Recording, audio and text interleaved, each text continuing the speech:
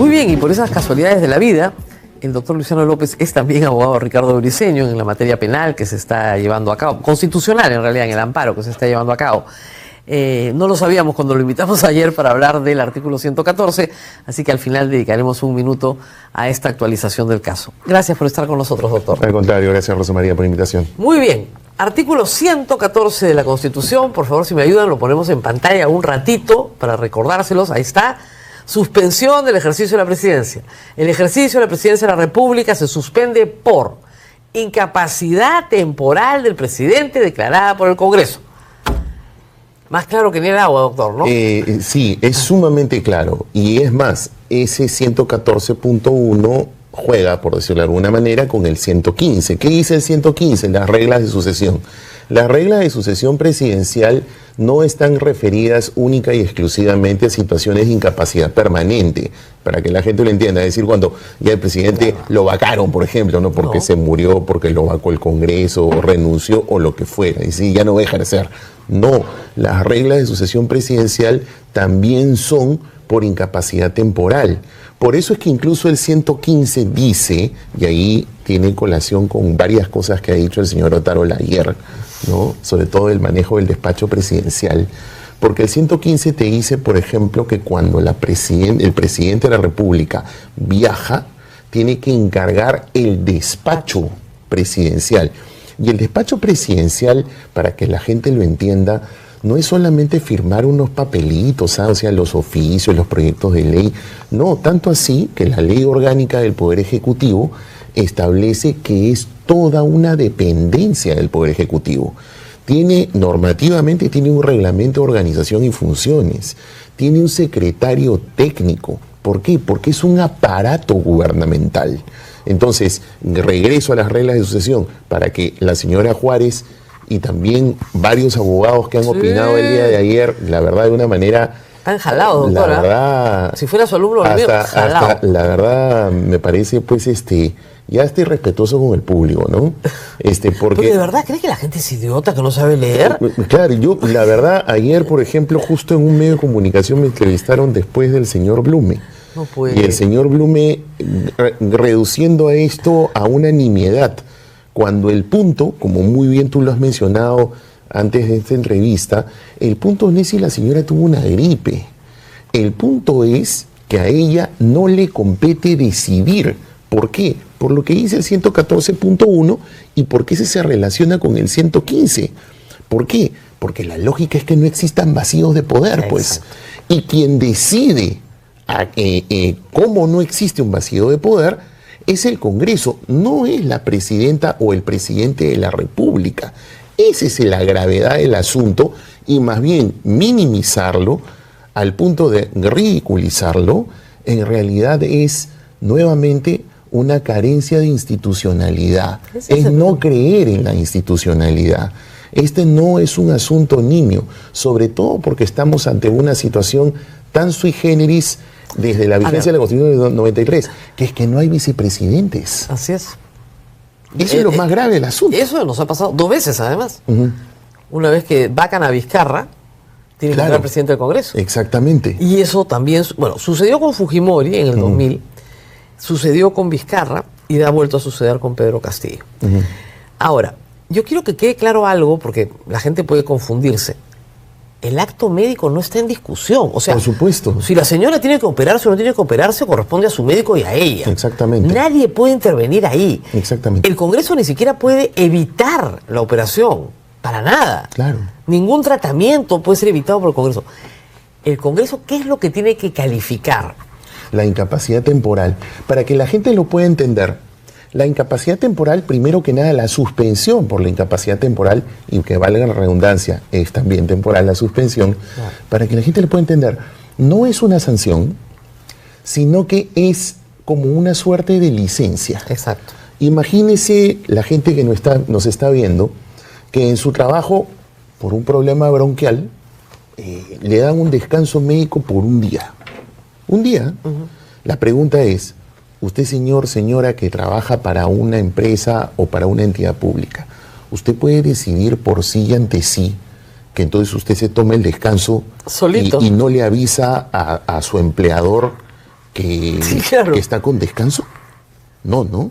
Ya, es la misma lógica del 114.1. Por eso le digo, no es una sanción, funciona como una licencia y no le corresponde al presidente o a la presidenta decidir si es que se queda en su camita o no lo cuenta o no. Claro. Exactamente. Tiene un secretito. No, por eso es que es lamentable lo que ha dicho ayer, con mucho respeto, yo le tengo aprecio a la señora Juárez, pero lo que ha dicho ayer es vergonzoso. Sí, lo que ha dicho el señor Blume es vergonzoso. O sea, no, tiene que avisarle, ese es su deber. Ahora, están confundiendo dos instituciones.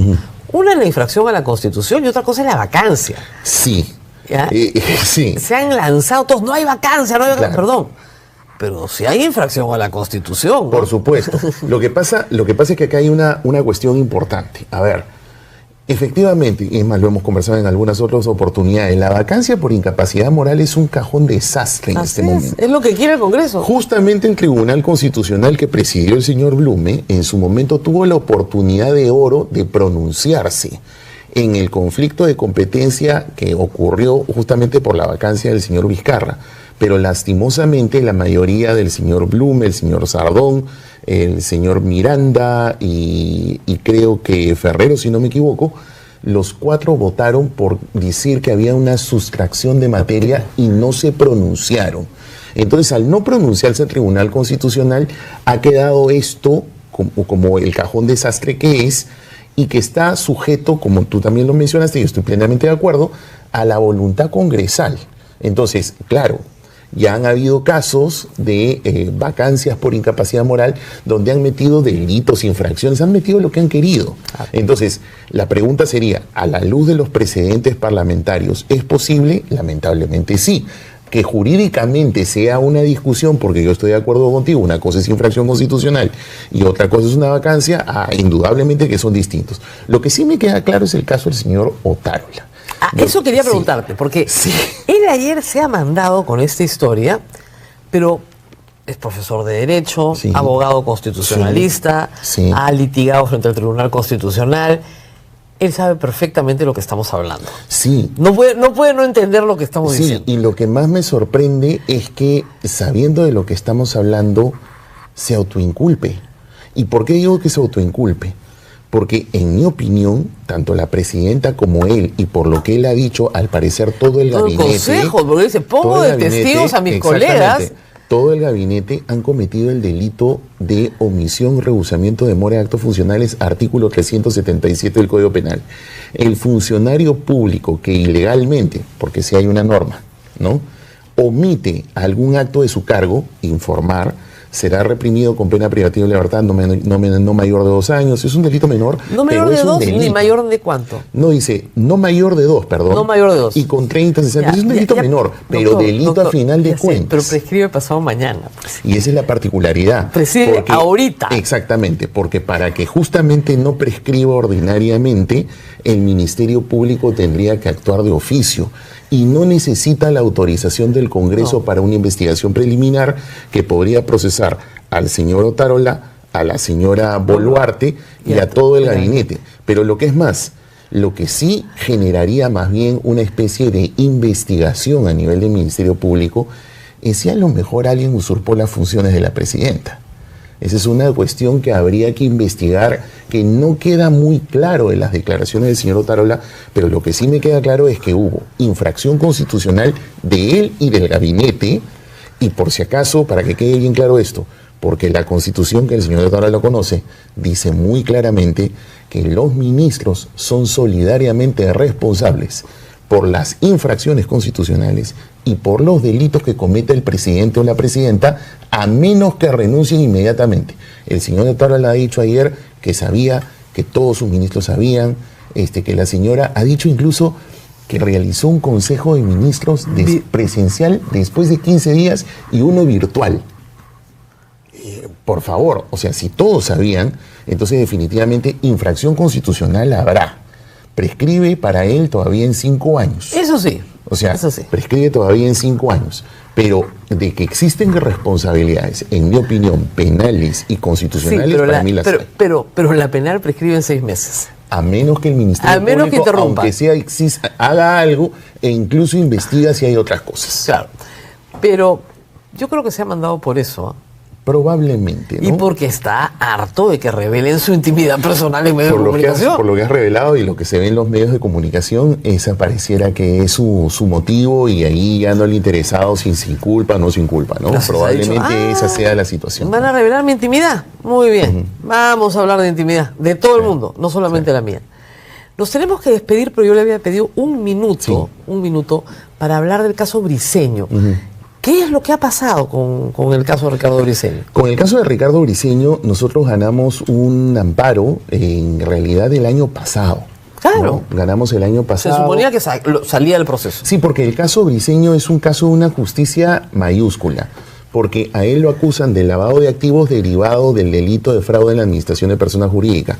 Pero una fiscalía común, independiente a la que investiga el lavado de activos, dijo: el señor Briceño no ha cometido ningún fraude, y el agraviado, que es Confiep, dijo: sí, yo no me siento agraviado. Entonces, no hay ningún fraude, claro. Entonces, como no hay fraude, no hay lavado. No hay lavado, Los obvio. jueces constitucionales lo vieron que era 2 más 2, 4, Claro. y dijeron: bueno, sí, pues, Así oye, es. que se retrotraiga todo y pronúnciate sobre eso. La Procuraduría lastimosamente apeló. Fuimos ante la Corte Suprema, y la Corte Suprema hace unas semanas acaba de darnos la razón, e incluso ha ido más allá, porque le ha dicho a Zúñiga: oye, Zúñiga, tú tienes estos 2 archivos de esta Fiscalía Común, tú no solamente tienes la obligación de pronunciarte, sino porque esos archivos tienen la autoridad de cosa decidida y te vinculan a ti, claro, y a Domingo Pérez. Claro. Y en buena cuenta la Corte Suprema les está metiendo un jalón de orejas a los dos, porque les está diciendo: ¿cómo se les ocurre haber acusado a un hombre por un delito fuente que no existe? Y lo que es peor, tú, Zúñiga, que eres el colador para Claro, que no que tiene pasen que las aguantar. malas cosas, has dejado pasar tamaña arbitrariedad. Entonces ahorita el status quo es que nosotros estamos pidiendo la ejecución de la sentencia, y tendría que retrotraerse el caso Cócteles en lo que corresponde a Briceño. Ya, porque ahorita está en un juicio oral. Claro, pero la preocupación era que se retrotrayera todo el caso Cócteles. No, porque el amparo es individual. Así es. No, el amparo es individual. Yo soy abogado de Ricardo Briceño, así que los efectos legales son solamente para él. Ahora, ¿qué implicancias eso tendrá en el proceso penal? Ni idea, eso ya lo verán los penalistas que ven ese tema, pero al menos constitucionalmente el caso del señor Briceño tiene que retrotraerse hasta la etapa de que vuelvan a calificar ese archivo. Y claro, la sugerencia, sí, porque lo que pasa es que el juez ni lo calificó, ni se pronunció. Sí, no, hizo, lo ignoró. La verdad que fue una arbitrariedad total. Cuando yo revisé todos los documentos, la verdad me quedé sumamente sorprendido, pero luego de ver al señor Zúñiga, que además ha participado en el proceso de amparo, te cuento, de una manera muy activa. Justamente yo, al menos coordinando con quien ve la defensa penal de Ricardo, coincidimos en que definitivamente cuando la sala ejecute este fallo de la Corte Suprema, van a tener que pedir que se aparte Zúñiga, y tienen que apartarse, porque primero, la sentencia constitucional que tiene la autoridad de cosa juzgada está entonces estableciendo que él violó los derechos fundamentales del señor Briceño. O sea, tiene un prejuicio lógico. Que no va a ser un juez imparcial. Para nada. Entonces, él no tendría que participar, pero eso ya tendrán que verlo en el proceso penal cuando se retrotraiga como consecuencia de esto, y que se solucione, porque en realidad soy testigo de las penurias que ha pasado y que pasa por la lamentable situación de la justicia en el Perú. La justicia constitucional, como yo muchas veces lo he dicho, al amparo peruano hay que cambiarle de nombre, debe llamarse el desamparo, porque un proceso que debe ser rápido no ha sido para nada rápido. Este caso nosotros lo iniciamos a inicios del año 2023. Mira, estamos terminando 2024 y recién tengo una sentencia favorable de la Corte Suprema y todavía me falta ejecutarla. Muy bien, muchísimas gracias, doctor, por haber estado con nosotros. Ha sido el doctor Luciano López.